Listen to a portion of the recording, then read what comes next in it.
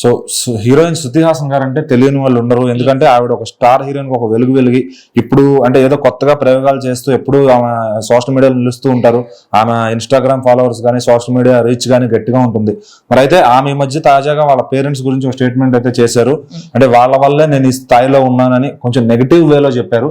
అంటే ఎందుకు అసలు ఏమైంది, మళ్ళీ అలాగే ఆమె ఏదో మేము ఇల్లుమినాటిని నమ్ముతాము అది ఇది అని చెప్పి ఏదో కొంచెం భయపెడుతున్నారు జనాల్ని.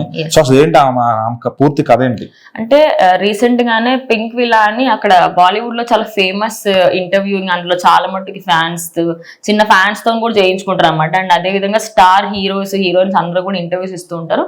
శృతి హాసన్ కూడా ఇచ్చింది. సో నార్మల్ గా మాట్లాడుతున్న పాడ్కాస్ట్ లాగా సాగుతున్న దాంట్లో మీ హెల్త్ కండిషన్ ఇట్లా పాడవడానికి మెయిన్ రీజన్ ఎవరు అంటే నా పేరెంట్స్ అని చెప్పింది. ఎవరైనా కూడా నేను సెల్ఫ్ గా చేసుకున్నానని చెప్తారు, కానీ తాను మాత్రం నా పేరెంట్స్ వల్ల నా హెల్త్ ఇంత పాడైంది, వాళ్ళే నన్ను ఇలా నాశనం చేశారంటే అదేంటి అని అడిగితే తినకి చాలా భక్తి అంట. లైక్ ఎప్పుడు కూడా దేవుడి సన్నిధిలో ఉండాలి, నేను అక్కడే పెరగాలి అని చెప్పేసి తను చాలా కోరుకునేదంట.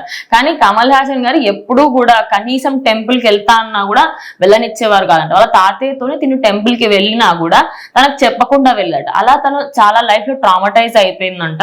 అది తనకి నెక్స్ట్ తన హెల్త్ కండిషన్ లో దాన్ని ఇంకా ముందుకు తీసుకెళ్తూ చాలా సివియర్ గా అయిపోయింది.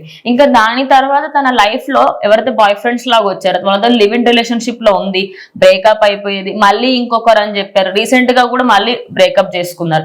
అంటే తన లైఫ్ లో ఒక స్టెబిలిటీ లేకపోవడానికి కారణం వాళ్ళ పేరెంట్స్. వాళ్ళిద్దరూ స్టేబుల్ గా లేరు కాబట్టి నేను నా లైఫ్ లో స్టేబుల్ గా ఉండలేకపోతున్నా, వాళ్ళని చూసి నేను అదే నేర్చుకున్నాను, సో నాకు ఇందువల్ల నాకు నచ్చదు అండ్ అందుకే ఇట్లా అయిపోయినా నేను అని చెప్పేసి కొంచెం ఎమోషనల్ గా వాళ్ళ పేరెంట్స్ ని ఇండైరెక్ట్ గా తిట్టినట్టుగా అనిపిస్తుంది. ఇంకోటి మీరు ఇల్లుమినాటి గురించి అడిగారు కదా, ఇల్లుమినాటి గురించి కూడా I'm Illuminati and my whole family is Illuminati అని చెప్పింది. ఇల్లుమినాటి గురించి ఈ మధ్య కాలంలో బాగా సర్క్యులేట్ అవుతుంది బికాస్ ఆఫ్ దిల్జిత్ సింగ్ ఇట్లా ఒక పోస్ట్ పెట్టాడు, దాని వల్ల బాగా సర్క్యులేట్ అయింది. అండ్ ఈ ఇల్లుమినాటిలో 2 డిఫరెంట్ టైప్స్ ఉంటాయని చెప్పేసి అంటూ ఉంటారు. ఒకటి ఏంటంటే జనాలకి తెలియకుండా జనాలకి హెల్ప్ చేసేవారు, ఇంకొకరు ఏంటంటే జనాల లైఫ్లలోకి వెళ్ళి వాళ్ళ పర్సనల్ లైఫ్స్ ని నాశనం చేసేవాళ్ళు.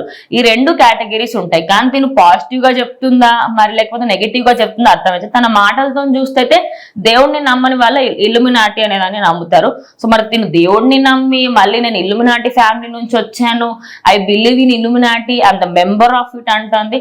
మరి అండర్ గ్రౌండ్ లో ఉండే ఇల్లుమినాటి గురించి ఇంత అఫీషియల్ గా చెప్పడం అయితే ఇప్పటివరకు ఎవరు చేయలేదు. అందరూ కూడా ఇట్లా సింబల్స్ పెట్టడము ఇది ఒకటి అండ్ ఇట్లా ఒక సింబల్ పెట్టడమే చేస్తూ ఉంటారు. బట్ తిను అఫీషియల్ గా చెప్పడంతో ఈ 2 వివాదాలు ఇప్పుడు సోషల్ మీడియాలో బాగా వైరల్ అయ్యి అసలు ఇది ఏంటి, ఎందుకు ఇట్లా అవుతుంది, అసలు ఇల్లుమినాటి ఏంటి అనేది కూడా సర్చ్ చేస్తూ ఉన్నారు జస్ట్ ఆమె చెప్పిన దానివల్ల. సో చూద్దాం, మరి తన ఫ్యామిలీ వల్ల తను ట్రామటైజ్ అయినా అంటుంది కాబట్టి ఇల్లుమినాటిలో జాయిన్ అయినా అని చెప్తుంది.